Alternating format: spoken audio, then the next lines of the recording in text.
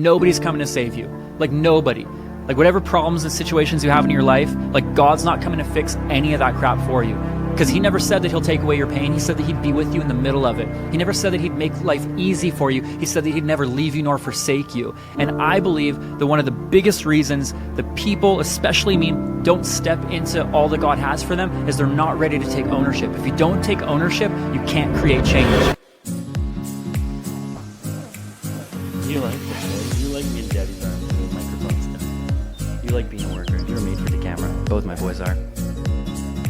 Hey, this video you are about to watch is a part of a series where I show you how to quit porn the right way. So do yourself a favor, binge on all of this content, all the videos that you possibly can, because who knows, maybe if the value and the trust is built together over this journey, you'll want to jump into a community that I call Fit for Family. Or maybe you think these videos suck, and that's also fair too. But nonetheless, there's only one way for us to find out. So enough of me, let's get back to serving you and let's get back to the video.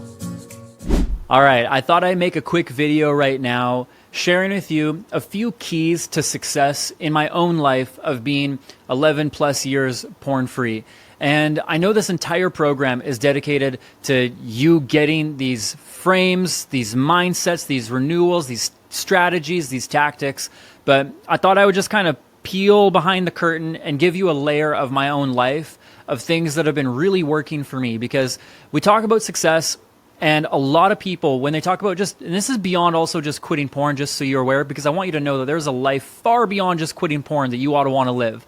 And quitting porn is just the very first step. Beyond that, it gets way more fulfilling, way more fun, and I'd love to take you on that journey, but first we got to help you quit porn. So one thing that so many people talk about with success is that there's just like, there's one key, or there's one thing, and I hate those guys because they're really seeming to degrade the fact that it's actually just a lot of work. So I'm going to tell you the one key right now is there's not one key for success. There's thousands.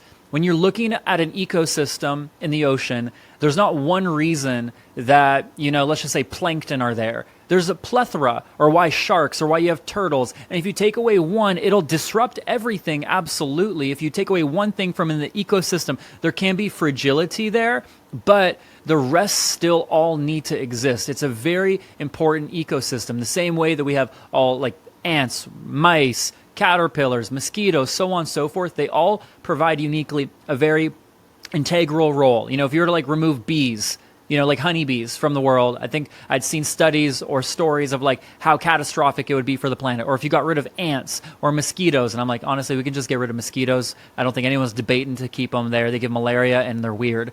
But that being said, when it comes to true success in the heart of a man or woman, I just hate the fallacy of thinking it's just one thing. Because some people that are Christians, and I didn't grow up Christian, but when I did come to the faith, they'd be like, just, honor God and put him first in everything. And I'm like, I love that.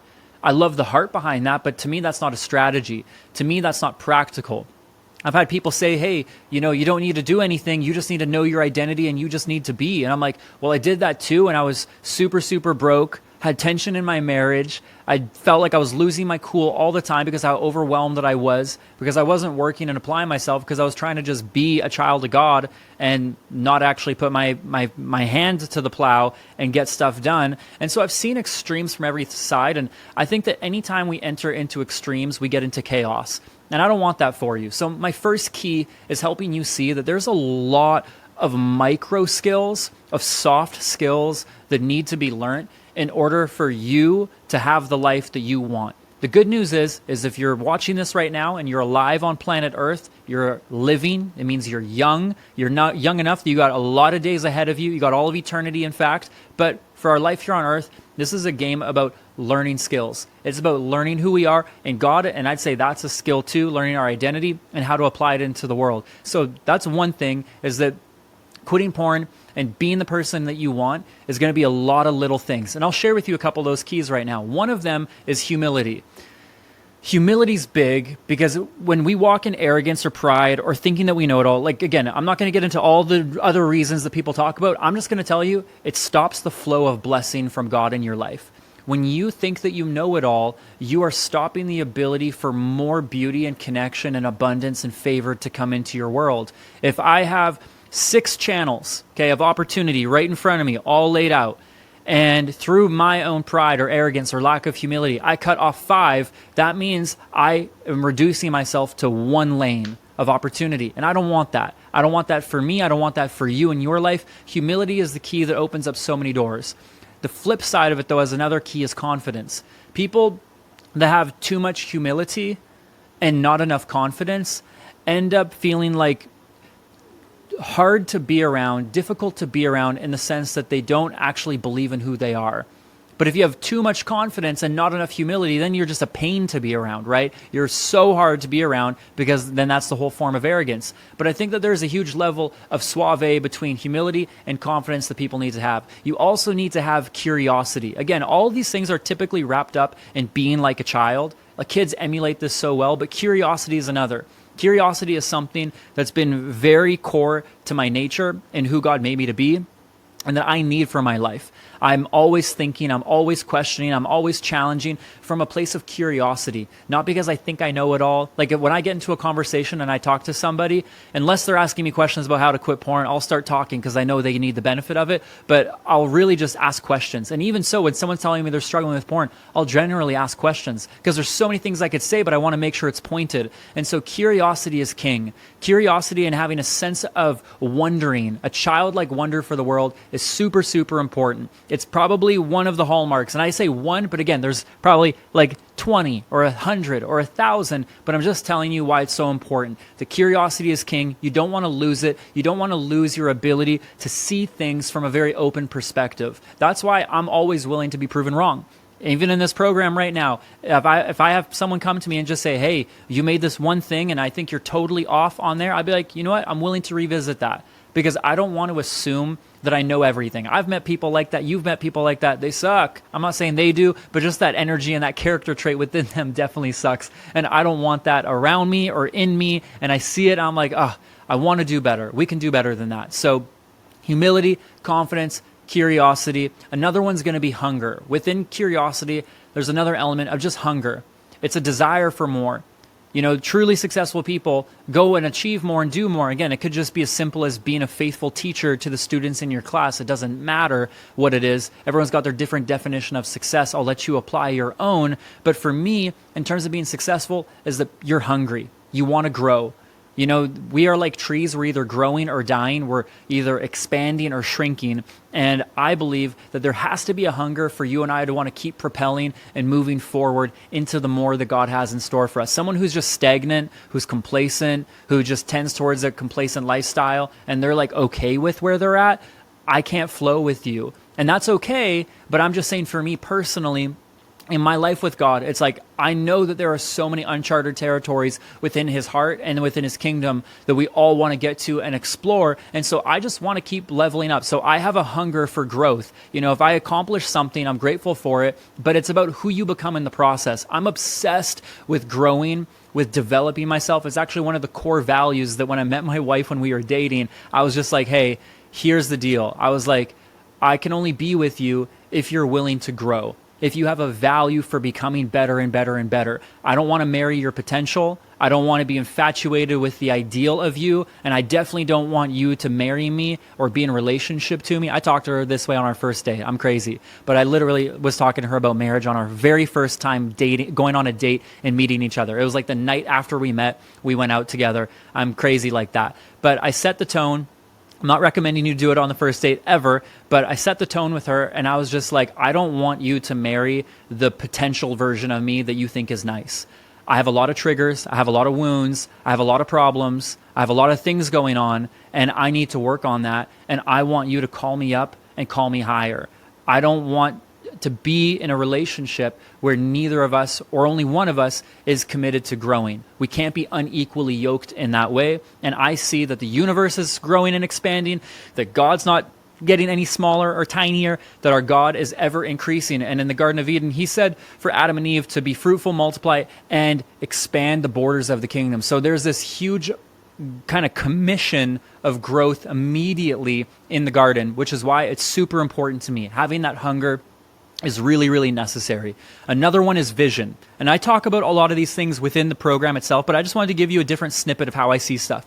Another one is vision, where if you don't have vision for your life, you're screwed. You're going to die. You're going to fall over. You're going to go backwards. You're never going to get to where you want to go. Your vision can change. It can change weekly, monthly, annually, daily. It doesn't matter. I believe in the goal of refining. The reason why I love to accomplish and achieve things and having achievements in my life isn't because I hope one day that it validates who I am, but because I know that I'm validated as a man already, so therefore I want to go and contribute. Does that make sense? I do things not to hopefully one day be enough and be loved by God, but because I know I am enough and I'm loved by God, I want to contribute and grow into the world around me. That's another really big thing. I think that you and I are meant to do that. I think the one reason that we have these goals and these challenges in front of us isn't just for the end result, get on the podium, get the gold medal and the pat on the back, but of the process of who we are becoming along the way. When I create goals for myself, it's less about the end result and achieving the goal and more about the person I'm becoming. Even the process of creating all this together with you, it's the process of who I'm becoming as a contributor to the world and taking on a new identity of someone who's going to go a whole other level to reach and serve people in a world where people are just doing things for themselves. I don't want to operate the way of the world. I want to operate more the way of the kingdom. So I create goals and structures and formations in my life that focus myself on who I'm becoming in the process. The other one here is action.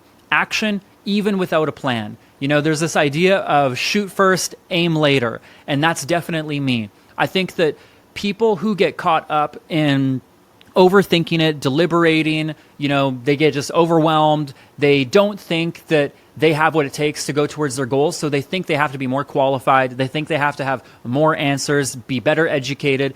To be honest, I started doing this work and I wasn't educated. I am not a psychologist. I'm not a trained therapist. I know what I know because I've put work and effort in, but I didn't wait 10 years to start talking on this. I've been doing this for a long time now. So because of that, I've been able to grow and iterate, but I didn't think that I needed to have certain qualifications. And I found that with successful people.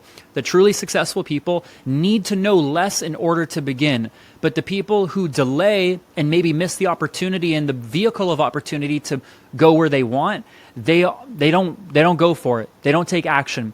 They wait, they plan, and instead of shooting and executing, they just wait, they deliberate. And for me, maybe to a flaw, I'll take action on something before I even know what I speak. This might sound hilarious for you, but with every single video I'm making, I actually have 0 notes, nothing written. It's all in one take. I'm just staring at the camera with you, and I click record, and I talk about the topic that comes into my head. Maybe to a flaw. Maybe I could plan more. Maybe this series could be so much more impactful if I were to actually set more intention. Same with this video right now. I literally thought, let me give them some keys for success, and I had no clue what I was going to mention. I'm just riffing right off the cuff with you. I'd say it's a gift on my life, but it's something that I'm using to my advantage and that I've grown in and gotten better because I'm not waiting. I'm taking action. So whether you want to call it praying with your feet, however you want to call it, I do believe that it's super important. Another key that I tell you is that I really believe that it's important to use your money wisely. Use your money to your advantage. Most people have expenses. Most people have liabilities. Most people have bills that they just pay, and they just pay their phone bill, they pay their landlord, they pay whoever, they pay for gas, they pay for insurance, and then they run out of money.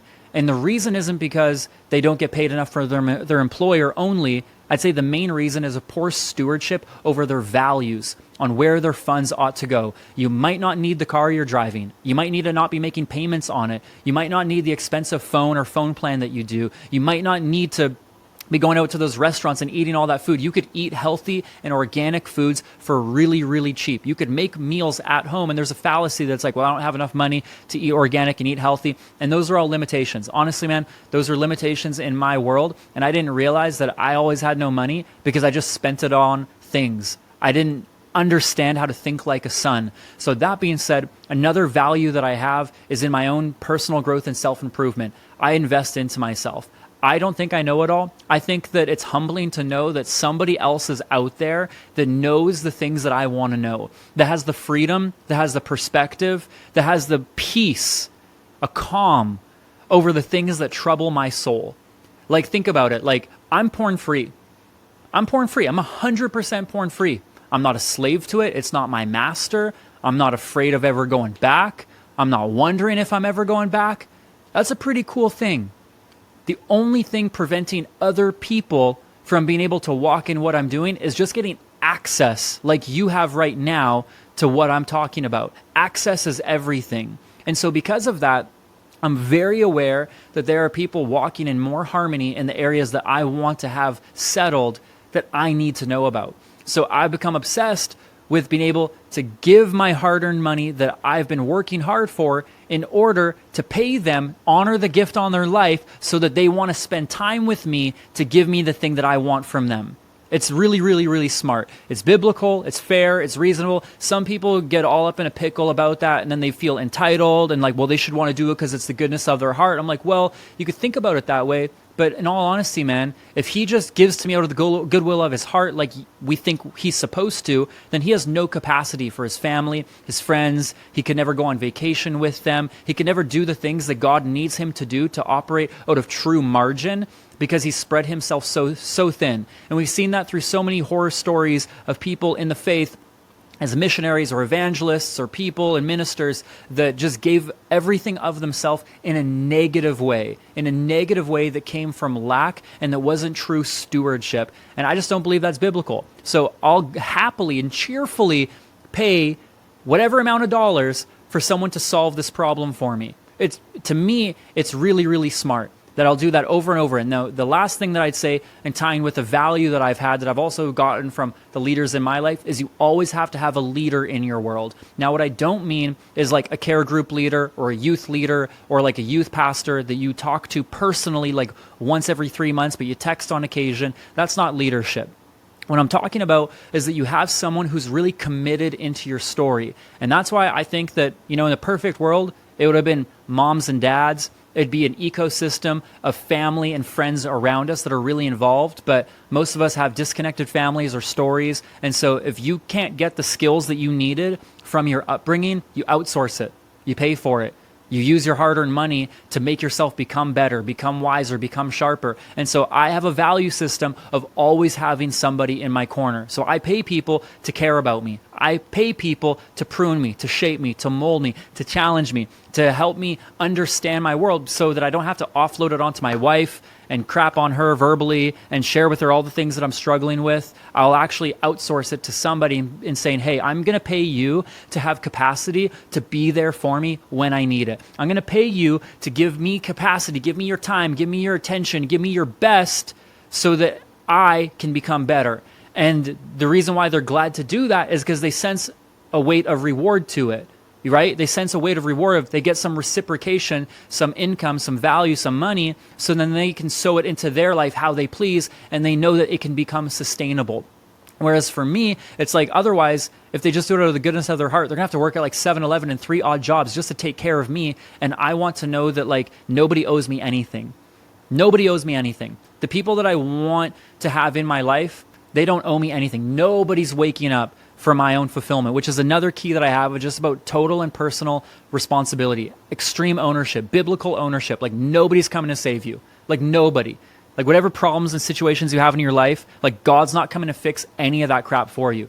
Because he never said that he'll take away your pain. He said that he'd be with you in the middle of it. He never said that he'd make life easy for you. He said that he'd never leave you nor forsake you. And I believe that one of the biggest reasons that people, especially me, don't step into all that God has for them is they're not ready to take ownership. If you don't take ownership, you can't create change. And so for me, it's a massive, massive red flag in my life when I see all these things in people that they're not walking in. And now again, if they don't want that, if they don't want a life of like beauty, peace, all these things, then that's totally okay. That's totally fine. But for me in my life and the places that I'm growing and not just wanting to settle with better behavior and being porn free, this is all super important to me, which is another thing in my life. I'm really passionate about emotional health. Quitting porn is just the beginning of the story. That's why we have so many coaching programs, so many things that we do. And quite honestly, my goal is to give you so much value and hope and trust being built that by the end of this, you're like, dang, I want to know how else Matt can help us. And then we can help take you there. Because this is just the very beginning. And so when we help people become emotionally healthy, walk into more wholeness, work through triggers, trauma, giving them a personal coach, someone to be able to connect with them, meet with them, know them, other programs, other courses, coaching calls, community, a tribe, a committed journey, There's nothing quite like it. And so for me, emotional health is really, really important. It's not okay that we just become spiritually healthy, but we also got to become emotionally healthy. I heard someone once say that you cannot, it was actually Peter Cesaro, he said, you cannot become truly spiritually mature while remaining emotionally immature. Let me say it again. You can't become truly spiritually mature while remaining emotionally immature. It doesn't work that way. You can't have all of your emotions out of whack, have no self-control, and have a lot of unhealed baggage and trauma, and then call yourself like a professional Christian, which there's no such thing. But the religious leaders thought that way of themselves, and they got it massively wrong. So here are a few keys that I feel like have been super instrumental to me. I'd love to maybe even have you dialogue with your group on what's been helpful for you. Like what would be one or two of those you're like, oh, I didn't think about that, or oh, I could work on that, or oh, that could benefit me. Again, those are just a few things for me. It was all off the cuff. Nothing was premeditated, but I wanted to just give you some value on understanding what's been working for me in my life and have you start a conversation of like, if you had to begin to work on just two of those for right now, throughout the rest of this process, you work on two of those values, what would they be for you and why? What of those values stood out to you? What do you think would it mean to you in your world if you were to work on them? And how would you become better, sharper, and wiser than ever if you were to walk in those two new character traits and value systems? Talk about it in your group, share it with the group, post it. Would love to hear. I love you lots, and I'll catch you in the next one. Guys, my name's Matt and I'm from San Diego. The first time I heard about the Untamed Academy, I was just mindlessly scrolling through Instagram. I'd seen advertisements about programs that would help with porn addiction, but I just never thought it was for me. I always thought that they could help other people, but I would be the exception. And I thought that in order to break free from porn, I'd have to do it on my own, or else it wouldn't be authentic. I would be able to stay clean for a couple of weeks or months at a time, but I would never be able to really break free. I remember in my intro interview with Matt that I always kept going back to the same question of, yeah, but what if I slip up in a couple months, then what? And I just remember him smiling back at me and explaining how right there my own self-doubt was one of the reasons that I would not be able to break free on my own.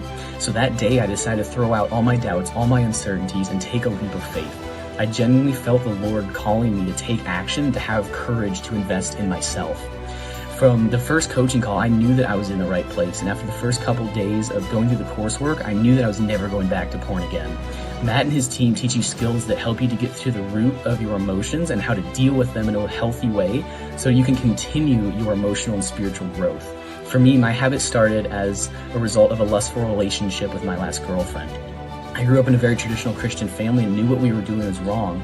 And because of this, when we broke up, I formed the belief that I was an awful person, a hypocrite Christian, and could never lead a Christ-centered relationship because of my past. And as a result, I felt deep levels of shame that eventually drove me to porn to fill that void in my heart and my soul. I would shame myself and hate myself because I thought that if I shamed and hated myself enough, God wouldn't have to. And I just felt unworthy. The Untamed Academy helped me to realize that no matter what I've done in my life, there's nothing that can make me unworthy. It's hard to explain, but I'm genuinely a new person. The old me is gone, and I've begun to love myself again and to form better relationships. I actually have the confidence to talk to girls again and to teach about Jesus without feeling like a hypocrite. I would recommend the Untamed Academy to any Christian man who feels called to ditch porn and start living a life to the full that God has in store for them. Guys, I wish I had done this years ago. If you are someone who feels like you relate to me in this way, please let me tell you that I believe that the Lord is speaking through me when I say have courage. Let go of your doubts that you're holding on to and start living the life that God is calling you to. Hey, real quick, if you like that video that you just saw, or if you want to see even better videos than this in a series that I made called Annihilate Porn to help guys or girls like you quit porn, you can subscribe, hit the notification bell so you don't forget any alerts, comment, like, all that jazz, and more importantly, check out the next video that's going to take you even further on the journey from where you are to where you want to be. I love you tons. I'll catch you in the next one.